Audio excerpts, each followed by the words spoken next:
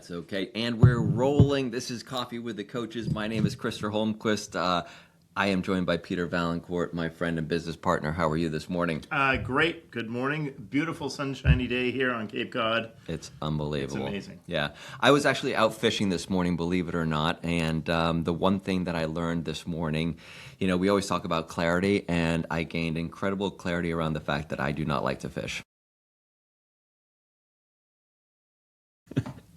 It's a tough thing, and it also actually is part of what our topic is for today. This is episode number 5. I am calling it "Relaxing Feels Illegal" because I think that as entrepreneurs and ambitious people, we can relate to that. No? Yes, there is an incongruity with downshifting. Yes. For many of us. Right, and so. The fishing thing aside, I realized recently that I actually don't know how to relax. Yeah, I guess if you want to take that fishing metaphor a little bit, sometimes we think about fishing as a place or a device even to relax. Yeah. But the relaxing has to happen in the 6 inches between your ears, not the act of whatever, fill in the blank. Right, exactly. That's the problem. Right, that is the problem. You had to take your brain to the fishing. Yeah. And so I think that entrepreneurs, you know, kind of like they don't relax, right? We just kind of relocate our anxiety depending on what the activity is that we're doing. Right. And that can kind of get us into trouble, right? You ever been on vacation? Yes, it's a learned skill for people who are entrepreneurial or in business for themselves or whatever, that wear those various hats. And you have to learn how to properly take a vacation. Shut it off. You get in a lot of trouble with your loved ones. You do. I mean, we've all been there. We've been there where we're checking our emails, you know, even though we're sitting in a bathing suit at this beautiful pool in a beautiful resort or by the ocean or whatever, right? Yeah. What else have we been doing? We're tending to watch Netflix while we're mentally redesigning our entire business or creating a new business. Right. And I am always curious, like, how much production can you assign to those moments? Like, how effective were you while you were at the pool or while you were watching Netflix with whatever you were distracted by? Were you actually moving the ball forward, or was it just that muscle just won't stop? You're afraid it will atrophy if you let it relax. Yeah. I mean, I think the key takeaway here is that ambitious and entrepreneurial people have a complex relationship with rest and relaxation. I know that I do. I know that it's something that I've just recently become more aware of as I have either slowed down or, you know, tried to become more intentional. And almost by becoming more intentional, you know, in my life, it's even fed this even more, this inability to relax. So, Yep. you know, I don't know, I'm losing the battle, and this is why we're talking about it here on this episode, because I think that maybe other people struggle with it. Absolutely. And I am always amazed by the benefit of stepping away from something that you're just trying to force your will upon it, a concept, an idea, some type of breakthrough, and stepping away from it for a period of time, or an afternoon, a day, a week. Then you come back and it looks totally different. It's almost like marinated in itself a little bit, and it's much more pliable when you come back to it. And you're able to sort of take it where you wanted to take it by letting it rest, letting the idea rest, focusing on something else. But that's not a natural... Like your family. Maybe. Wait, what? Wait. But well, that's my point. yes, no, 100%. Like, you weren't thinking about, you know, leaving that and focusing on your family. You were thinking of it as, I'm going to leave that idea and focus on another business or another idea. Right. And then come back to that. Right. And I think that that's the error of thinking that we have sometimes. Maybe not. I'm not really sure. Right. But wow, that was really kind of organic how that just happened. I mean, you know, as an example of how we don't do a great job of turning off our brains and switching gears when it comes to our loved ones, maybe, right? So again, the complexity of that relationship is wild. So just to recap where we've been, right? We always do a quick little recap. We spent the last few episodes talking about clarity, misalignment, accountability, figuring life out, you know, not knowing it all, Just right? some light topic, small talk. Light topics. But it all kind of led us to here, right? Because we like to kind of continue these trains of thoughts. And this is what I said before, because once you start building an intentional life, you realize how hard it is to actually shut your brain off. And like I was trying to build this intentional life so that I could shut my brain off. Right. Right. Hoping that structure that you built results in some freedom of thought and sort of letting your day wander a little bit. But if that's not how you're wired, that's just not a natural place for us to go to. No. Yeah. It's weird. It's like you said. It's incongruous. I mean, I'm still trying to wrap my head around it and think about it because really, I don't know what the answer is yet. But I think that we can kind of talk this out. All right, let's talk about what Stoicism brings to the table in this moment, right? And this is from Meditations, and it's said by Marcus Aurelius. Again, my favorite dude. Yep. One of your favorite dudes, Yes. I think, right?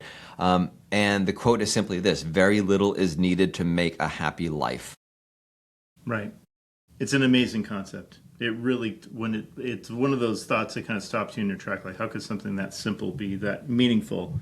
It also takes a lot of the pressure off of us as this constant need to produce and grow revenue and more and more and more. The simplicity of this concept, Right.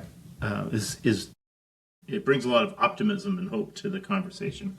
For normal people, because as entrepreneurs, we hear that and we say, very little is needed to make a happy life. Let's start another business. Right. Like, again, like, Yeah. how do we hear one thing, you know what I mean? And there, you interpreted it correctly, because that is the true kind of like meaning of, this whole thing. Although I also think that quote talks a little bit to my love of simplicity and boiling everything down to like the lowest common denominator, right? Yes. Because you do realize that at the end of the day, whether it's, the 80-20 rule where 20% of your actions are, bringing 80% of the results, you know what I mean? It's that same concept, just like very little is needed. Yeah. That first domino. Yeah. So a very small portion moves Right. the rest of it. So let's talk about this. Simplicity versus ambition, why ambitious people complicate life, and attachment to movement and achievement. So which one do you want to tackle first? Simplicity versus ambition? Yeah, that's a good place to start. Yeah. How does that play in here for you, the simplicity versus ambition? I mean, and how that all fits into we relax? I think simplicity and ambition, when I really think about it, are so much more closely related as opposed to polar opposites. You think about people who are super successful often have very boring existences because it's Yes. about finding what works and then just repeating with that discipline. And you can scale that way because you know it works, you can depend on it. And there's a simplicity to that is lost on so many people with those delusions of grandeur, thinking it's got to be so complex and that nobody could reproduce it, when in fact, the people doing, that 20% that does 80% of the business, their system has become so simplified and repeatable and scalable. Yes. That I think it would surprise most people to sit with them for a day or a week to see what they do.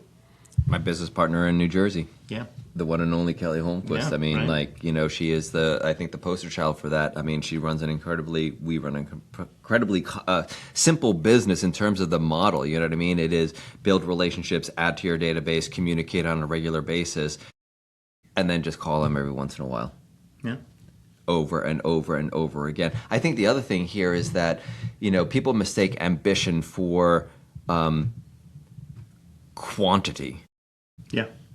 Right. Like in order to be ambitious, I have to want to set the world on fire. I want to have to, build an empire or whatever. And it's not true. I mean, you can be incredibly ambitious in the most simplistic manner. And to your point, these people with great businesses have figured that out and how to marry that ambition with simplicity. Cool. Right. I love how we figured that out. But here's the rub. I mean, again, tying it back to, can we relax? They get into that mode we'll use Kelly again as an example of that lead generation mode, that just like, I got to book more business, I just got to keep on going. And this is where they fall into that trap of not being able to relax. Kelly has to physically remove herself and put herself on a big floating tub in the ocean in order to relax. Yeah. That's the only way. Lack of self-service, being on a cruise ship, that's how she can get away, because otherwise the engine's always going, right? Yeah, I get it. So that's her thing. I mean, and maybe that's what we're talking about here. Like, how do we countermand this is, figure out, where you almost have to force yourself initially, right? Yeah. Into that paying attention to your family and saving your marriage type thing. Right? I mean, how many ambitious and entrepreneurial people's relationships end up crashing and burning? Yeah, it's very difficult. That you don't want to be in a position where that ambition eats up all of your capacity to have those important relationships. Right. Why do ambitious people complicate life? Why do you? No. Yeah. Yeah, I will ask you, and you can ask me. I mean, why do you complicate life? Well, gosh, I think that it's a hard question to answer. I think there's maybe a disproportionate drive to, the relationship side to your business side, and being out of balance with that is a risky place to be, because it can consume the important time. We all have the limited amount of time. We don't know how much that is. It's very difficult to allocate the appropriate amount of time to each different aspect of your life. So, and feel like you're doing it, crushing it 100%. Right. Yeah, but I do think that as you age, as you get older, and you have more clarity over what's important to you, you start to place different values on time. Time means more to you as you get older, and you realize, there's a limited amount of it. So I do think that maybe this is more applicable to when we're starting a business and trying to get it off the ground. It tends to just swallow us whole. Yeah. I was just going to add to that and agree with you that I think with age and, getting to a certain point in your life and your career, arc or whatever, that yes, now I do have the ability to see the other side and to uncomplicate my life, right? Yep. Whether that's just simplifying things, maybe disposing of assets or paring down businesses, or it doesn't have to be just getting rid of things. It can also be just tidying everything up, right? Yep. And knowing, kind of like what you want out of each of your businesses, or, what your goal is or what your role is, right? Really work on that simplification, that clarity, and then, you should be able to allocate some time then to the family, right? I think a great line is this: I think ambitious people become addicted to momentum. Yeah. There's a whole psychology to it. People who are predispositioned to that sort of immediate gratification, which is most of us to some extent, some more than others, those moments of momentum, closing deals, whatever, getting agreements, that becomes something we associate with, happiness, momentum, a win, whatever. Yeah. Like it is, sitting still at any time feels like losing to me. Right? Yeah. I just feel better getting in my car and driving aimlessly, because then I feel like I might see an opportunity. I might see a house that, is worth investigating to see if they want to sell, or, I might get a phone call. There's no reason I should get a phone call while I'm sitting in my car rather than when I'm sitting at home. But at least psychologically for me, the momentum, the keep on moving, and maybe that's why the fishing thing really hurt me today. It's because you're just standing there and, it's cast and cast and cast and, Right. So that was a great segue into the entrepreneur vacation problem, right? And we've hit on it already, right? Here are the kind of the topics broken down. One quick email, we've all said that while we've been on vacation, right? Working secretly on vacation may resonate with some people. Yeah, like it doesn't even have to be on vacation. It's just when you're just supposed to be invested in something else. We keep saying family time, but anything else. Dude, you're right. Wow. Okay, let's talk about that for a second, because you're right. I mean, it's just not our loved ones that we're robbing, in these situations. We're really robbing ourselves, right? And hurting ourselves by not. Look, I am 40. I want to say 46 or 47 days into building a habit of meditating for 15 minutes a day. And it's tough. Yeah. It is tough to just sit there and, like, my goal in these meditation sessions is just to not think about anything. Try not to think about anything. Do you know how hard that is? Yes.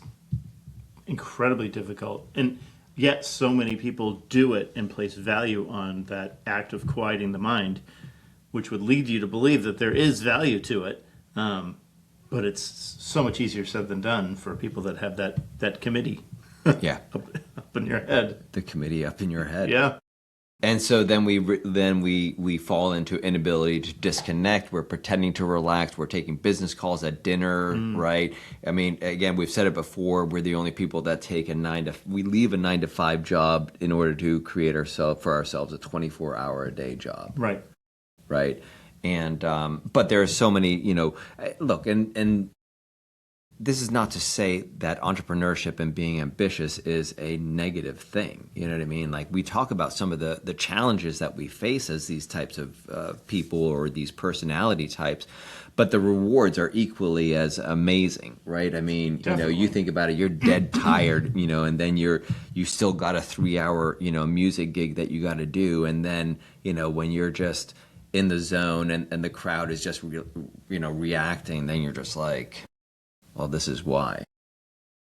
Yeah, I mean, there are certain things that we all do that take us out of, effectively take us out of that mindset of constantly thinking about the next deal or the next person you're going to call, or all of your numbers. Yep. Like, that's another thing. All of our numbers are constantly running through our head. Oh God, yeah. And it's just not a healthy place to exist. It's like those cartoons, you know what I mean? When they just see the bubble and there's just like numbers, like going all over the place. Yeah, yes. And there are healthy ways to shut that off and not so healthy ways to shut that off. So is doing music your way of relaxing? In a way? I don't know. I don't know that it's relaxing. It's just a different part of my brain that gets Relocated anxiety. There's definitely no anxiety in it to a degree, but it's. Well, you've been doing it for so long now. I mean, you've got the mastery part of it. Well, I don't know about that, but I do know that it's something that is like it is a fulfilling part of my life. I don't know, that creative output is so fulfilling that I cannot find that anywhere else. Well, then I'm going to call it relaxing for you. Okay, let's do that. Let's do that. I agree. So now you have relaxed. I mean, figured it all out. Yeah, you've figured it all out. No, but I mean, I look, short of doing the things that, I don't know, quote unquote, normal people would say is, how you relax, you know what I mean? Perhaps we just have to find different ways and redefine kind of that word of relaxing. I mean, because, look, for some people, sitting down with and sketching out a new business plan is relaxing to them. Because if you have a primary business and it's, like that is your main, focus, and this was kind of what you said earlier, right? You drop one thing to focus on another thing. But if that thing is more kind of therapeutic or enjoyable, and you know me, I am constantly on ChatGPT and fiddling with a new business model for this, that, or the other, and that to me truly is relaxing. It is. That's your creative side. It's you just love to sort of build these things that you use AI, but it's not like AI is developing the concept. You're bringing the concept. Yeah. You're looking for refinement or Yeah. efficiency. So that's kind of your. Do you know why I started using AI? Why do you know? Because I hate writing. No, that makes sense. Like, and I hate typing like stuff out. And it actually started with screenplay writing because that's another creative outlet for me. And I had all these stories in my head and all these screenplays in my head, I felt, but I could never get them out because the thought of just sitting there and typing shit out, and writing stuff out just killed me. But Where we're at with AI right now is an incredible amount of efficiency and time saving. That's why it's a great tool for us, for which people should help us relax, but it doesn't because it just creates more opportunity for us to build more shit. Right. I think it's a passing thing. I don't think it's going to last anyway. I don't think so either.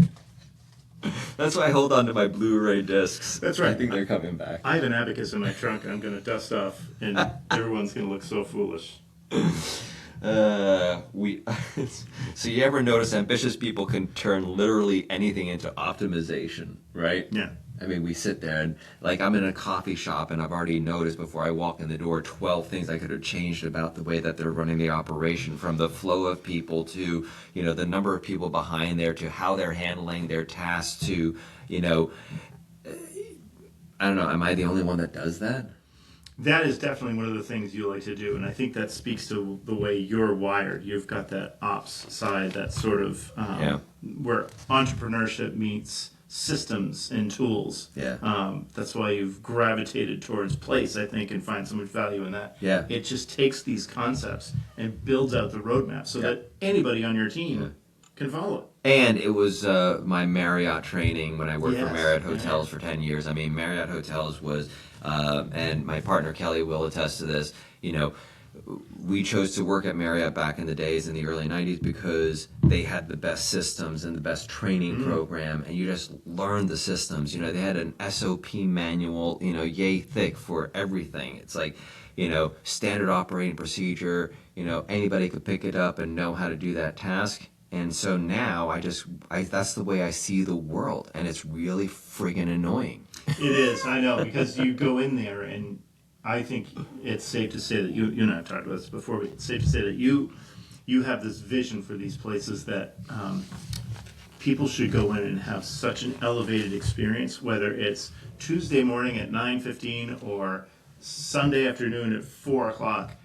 Everyone should have that same experience, and that comes with systems and consistency and just that personal investment from the people that work there to have that ownership. I want someone to come in here and feel a certain way or leave this establishment with a, wow, that was above and beyond every time. Yeah, you're right. Because I think that, anything worth doing is worth doing well. Right. And anything worth experiencing should be experienced, to its fullest, right? And you and I have had this conversation before. I think that the world has, kind of taken this level of acceptance of mediocrity, to a brand new level of, people just, they settle. Yeah. Yeah, they settle. And that goes against what entrepreneurs and ambitious people feel, right? Settling is the last thing that we want to do. Yep. We either want to crush it or, kind of like go big or go home. Yeah, it's devastating when somebody in your care comes away with a sort of, that could have been better feeling. That's the worst thing that can happen. Yep. Yeah. You're right. All right, let's go deep. This is the deep part of the show. Because I'm going to say something that I think about all the time, and that is that I think a lot of ambitious people are secretly afraid. I think that they are lonely. I think that they are insecure. But then the other side of the coin is that they can be insecure and incredibly cocky and sure of themselves at the same time. Do you know what I mean? Oh, yeah. I think there are all kinds of pre-wired defense mechanisms in our brain that lead to those situations where that sort of eggshell ego but chip on your shoulder juxtaposition that happens quite a bit. I mean, inside, I doubt everything I do. But outside my external, I mean, people are always like, "Oh my God, how are you so like always so confident when you're like talking about that or doing that, or you must really know your stuff." And I'm like, no. I think it's because you can hit a 2-iron. I think that gives you this competitive edge in the rest of your life. If you can stripe a 2-iron like 260 and ruin your friend's golf day, I don't know, maybe his name's Peter. Then it gives you a little pep in your step. Yeah, you're right, and thank you for bringing a little bit of levity because I got a little bit dark there. But I mean, here's the thing. All right, this is it. I mean, we feel like we got to keep moving, right? Because if we don't, then we need to sit quietly with ourselves, and that's when we sometimes get into trouble. Yeah, I mean, the benefit of having one of those brains that's always going and trying to pull you forward, and it doesn't work well when you're trying to sit with your thoughts and relax, because it's like always going and always kind of working against you in that realm. Yeah.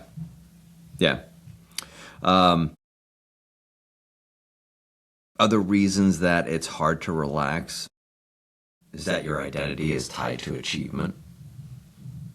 Yeah, people's expectations of you, right? Your self-worth gets tied to the next deal or the next whatever.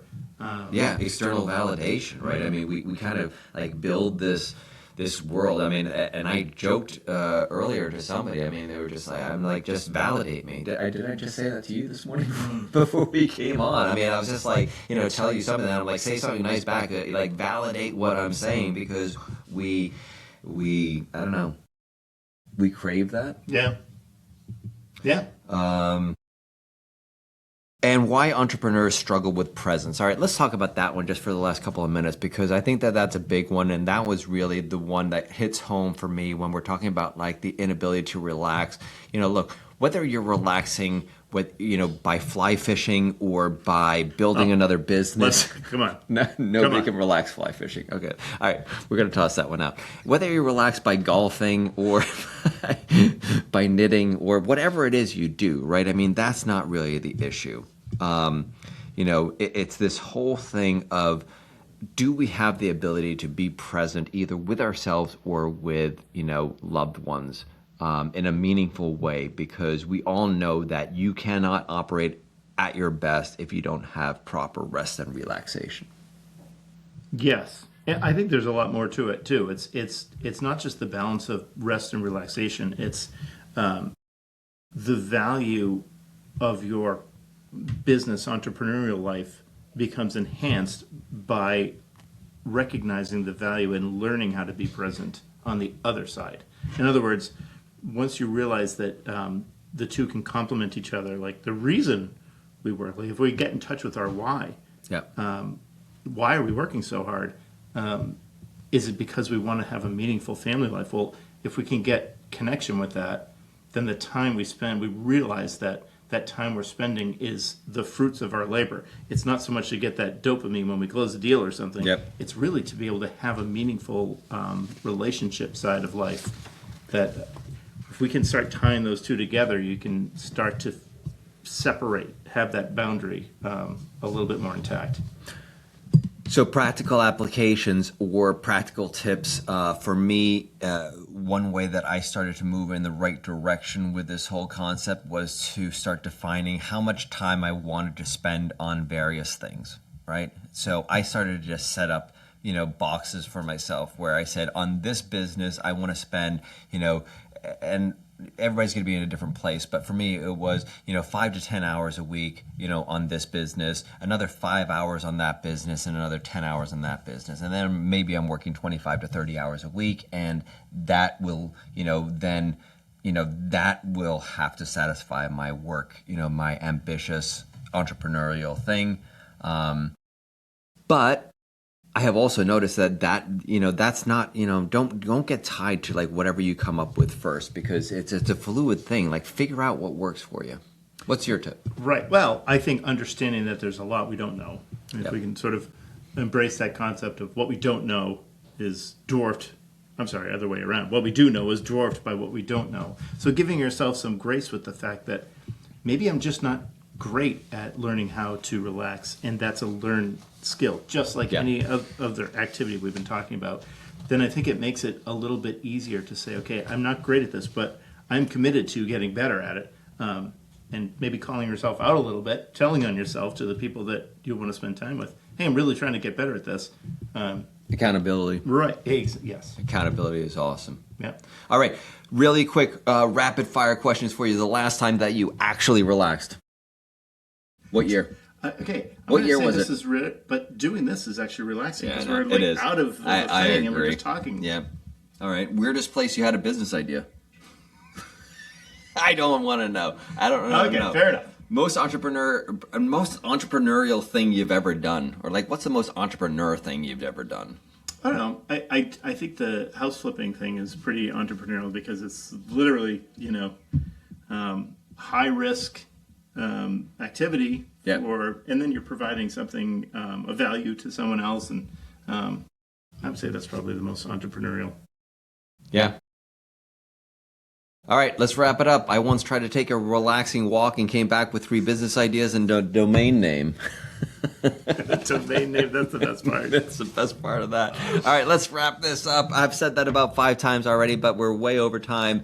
And this was episode 5. We've been talking about how to relax as an entrepreneur. I don't know if this was of value, but if you like conversations like this, please tune in, listen to our podcast, listen for 5 minutes, the whole thing. I don't really care. We're just trying to build a community of people that want to talk about business, mindset, entrepreneurship, and closing words. Awesome. No, great conversation. And I think the more you talk about this stuff, the more it becomes a priority in your mind, and it actually will come to fruition. Absolutely. We'll see you next week. Thanks.